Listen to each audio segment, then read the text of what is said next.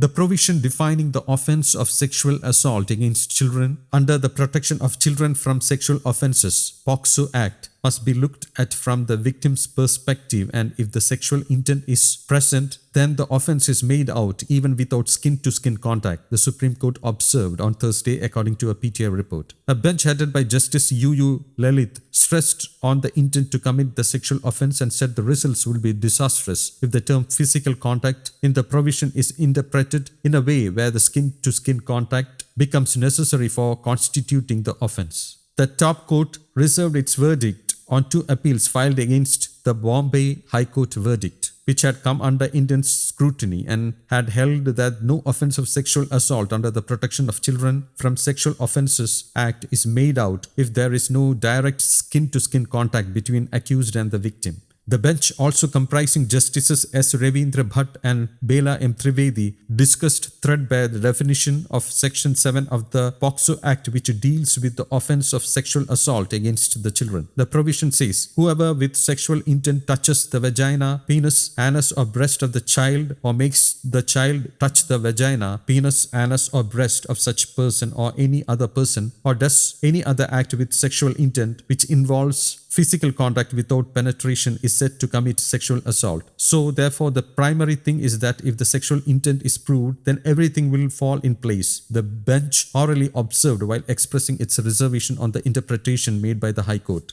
Senior advocate Siddharth Luthra, appearing for the convict in the case as an amicus curiae, referred to the contents of the provision and said that there were issues with the first part of the provision, which said if an accused with sexual intent touches the vagina, penis, anus or breast of the child or makes the child touch the vagina, penis, anus or breast of such person or any other person, then the offense of sexual assault is made out. However, the second part of the provision said that for constituting the offense of sexual assault, an accused has to commit an act which involves physical contact without penetration, and here the skin-to-skin interpretation creeps in. Mr. Luthra said the second part requires sensitive interpretation. One must rely on different situations to see whether a given interpretation logically holds. If we accept the submission on physical contact without clothes, what kind of results will we get? According to us, the results will be disastrous, it observed. Mr. Luthra said the legislature consciously used the term physical act in the second part of the provision. So do we understand your submission that the first part skin-to-skin need not be there? According to you, in the second part, skin-to-skin contact is essential, the bench asked. Another amicus curiae, Siddharth Dave and others argued in the case, and the counsel for Maharashtra adopted the submissions of Attorney General K.K. Venugopal, who had vehemently argued for the setting aside of the verdict by the Nagpur bench of the Bombay High Court. While reserving the verdict, the bench asked parties to file their written submissions within 3 days. Mr. Venugopal had earlier told the top court that the controversial verdict of the Bombay High Court would set a dangerous and outrageous precedent and needed to be reversed. The top court, which was hearing separate appeals of Attorney General and the National Commission for Women, had on January 27th